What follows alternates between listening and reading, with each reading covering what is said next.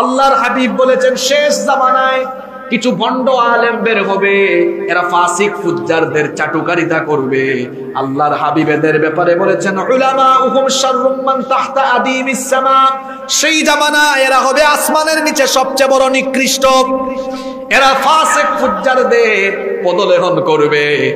পেট পূজারি আনে, প্রবৃত্তি পূজারি আনে, সামান্য পদের জন্য, কিছু পয়সার জন্য, অথবা জিলাপি বিরানির জন্য এই সকল লোকেরা ফাসিক ফুজ্জারদের পা চাটামি আরম্ভ করবে। ফতোয়া দিয়ে জান্নাতি জাহান্নামী বানায় দিবে। মনে হয় যেন আল্লাহর কাছ থেকে জান্নাতের কন্ট্রাক্টরই নিয়েছে। আমি আপনাকে জান্নাতি বানাতে পারবো না, আপনি আমাকে জান্নাতি বানাতে পারবেন না, বরং আমি বলতে পারবো আল্লাহ আপনি আমার ভাইদেরকে জান্নাতি বানায়া দেন। আপনি আমার জন্য আল্লাহর কাছে দোয়া করতে পারবেন আল্লাহ হুজুরকেও জান্নাতি বানায়া দেন। তাহলে জান্নাত জাহান্নামের ফয়সালাকারী আমরা নই। জোরে বলেন জান্নাত আর জাহান্নামের ফয়সালাকারী যিনি তিনি কি? কি ফিতনায় আমরা পড়েছি। একদিকে এক শ্রেণী আছে ফাসিক ফুজ্জারদের পদলেহনে, আর আরেক শ্রেণী আছে নির্যাতিত মুসলমানরা যখন নির্যাতিতদের পক্ষে কথা না বলে জালিমদের পক্ষে কথা বলছে। যখন ফিলিস্তিনবাসী মার খাচ্ছে তখন আমাদের দেশে কিছু ঘুমটাওয়ালা বাহির হয়েছে। এই ঘুমটাওয়ালা বাহির হইয়া তারা এক এক সময় এক এক রকমের বক্তব্য ডেলিভারি করে।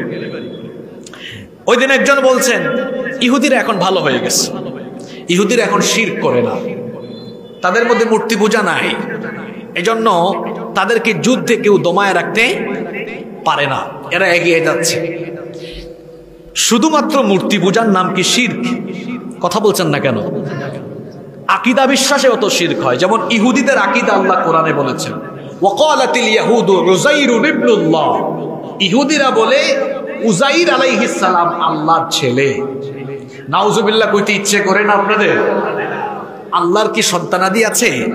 আল্লাহর কি পরিবার আছে? ছোট্ট একটা সূরায় আল্লাহ তার সুন্দর করে পরিচয় দিলেন। সবাই আমার সঙ্গে পড়েন কুল হুয়াল্লাহু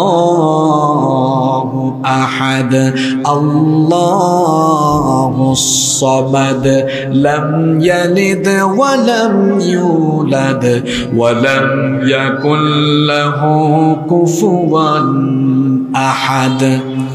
আল্লাহ হচ্ছেন একক, অদ্বিতীয়, তিনি অমুখাপেক্ষী, তাকে কেউ জন্ম দেয়নি, তিনিও কাউকে জন্ম দেননি, তার সমতুল্য কেউ। এই ইহুদিরা আরো বলে নাহনু আবনাউল্লাহি ওয়া আহিব্বাউহু, আমরা আল্লাহর ছেলে এবং আমরা আল্লাহর খুব কাছের লোক। নাউজুবিল্লাহ পড়বেন না? যে আলেম এই বক্তব্য দিয়েছেন তিনি কোরআন বিরোধী কথা বলেছেন। এতদিন মানুষ বলতো আমরা বিশ্বাস করতাম না, কিন্তু এখন বোঝা যাচ্ছে মানুষ যা বলছে কিছু কিছু সত্যতা আসলে আছে। মানুষ এদেরকে রিয়াল খুর, ডলার খুর আলেম বলতো। এখন যেটা মনে হচ্ছে অবস্থা দৃষ্টি মনে হয় সত্য হতেও পারে, কারণ বাঙালি মানুষ আমরা, আমাদের মধ্যে একটা প্রচলিত প্রবাদ আছে যে যার নুন খায়। কথা বলছেন না কেন? আপনারা নুন বুঝেন তো? নুন কি? লবণ। আপনাদের লালমনিরহাটের ভাষা খুব সুন্দর শুদ্ধ ভাষা। তো এটা একটা প্রবাদ বাংলাদেশি মানুষ বলে অনেক সময়, যে যার নুন খায় সে তার। তো ওই শায়েক, ঘুমটাওয়ালা শায়েককে বলবো আপনি মজলুমদের পক্ষে কথা না বলে, ইহুদিরা যে অসভ্য, এরা যে বর্বর, এরা যে মুশরিক, আপনাদের কারো সন্দেহ আছে? আপনি এদের গুণ গাইতেছেন কেন?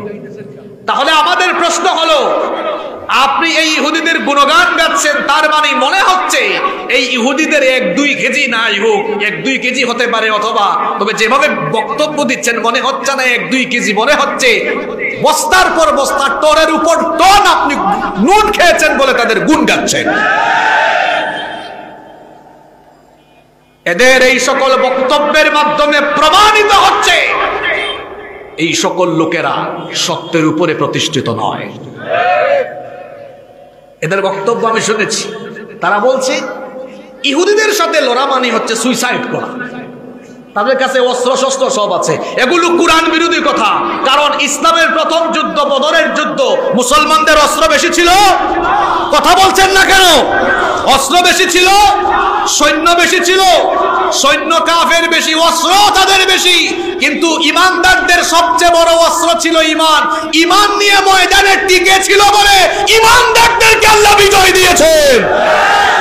এই সকল লোকেরা সহি আকীদার নামে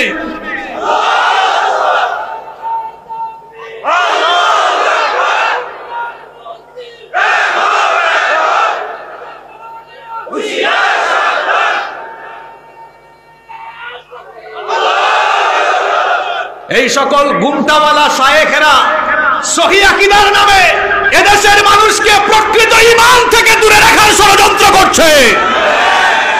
এদের কিছু অন্ধ অনুসারী আছে, অনেক যুবকরা আছে। অন্ধ অনুসরণ ভালো নয় ভাই। আমরা বিভিন্ন মাহফিলে গেলে কিছু যুবকরা এসে বলে, হুজুর আমি আপনার পাগলা ফ্যান, আমি আপনার খুব পাগল। আমরা তখন বলি এত পাগল হইয়েন না। হাসিবুর রহমান যতদিন কোরআন হাদিস থেকে সত্য কথা বলবে ততদিন হাসিবুর রহমানের কথা শুনবেন। যেদিন থেকে হাসিবুর রহমান মুসলিম উম্মার প্রতি দরদ নিয়ে কথা বলবে না, কোরআন সুন্নাহ বহির্ভূত কথা বলবে, হাসিবুর রহমানকে ঘৃণা করবেন তখন আল্লাহর সন্তুষ্টির জন্য। প্রকৃত ঈমানদার হচ্ছে সে মান আহাব্বা লিল্লাহ ওয়া আবগাদা লিল্লাহ। কাউকে ভালোবাসবে আল্লাহর সন্তুষ্টির জন্য, আবার কাউকে ঘৃণাও করবে আল্লাহর সন্তুষ্টির জন্য। পরিষ্কার ভাবে বলে দিচ্ছি, বাংলাদেশের মুসলমানদেরকে নির্যাতিত এই মুসলমানদের পক্ষে কথা না বলে ইহুদিদের নুন খেয়ে ইহুদিদের গুণ গাচ্ছে যে সকল ঘুমটাওয়ালা শায়েখেরা, আল্লাহকে সন্তুষ্ট করার জন্য ওই সকল ঘুমটাওয়ালা শায়েখদের সাথে সম্পর্ক ছিন্ন করতে হবে। যদি সম্পর্ক ছিন্ন না করো যুবক, তাহলে বুঝবো তোমার অন্তরের ভেতরে যা ঢুকেছে আসলে তুমিও আসলে ইহুদিদের দিকে আস্তে আস্তে ইহুদিদের প্রতি তোমার অন্তর দুর্বল হয়ে যাচ্ছে।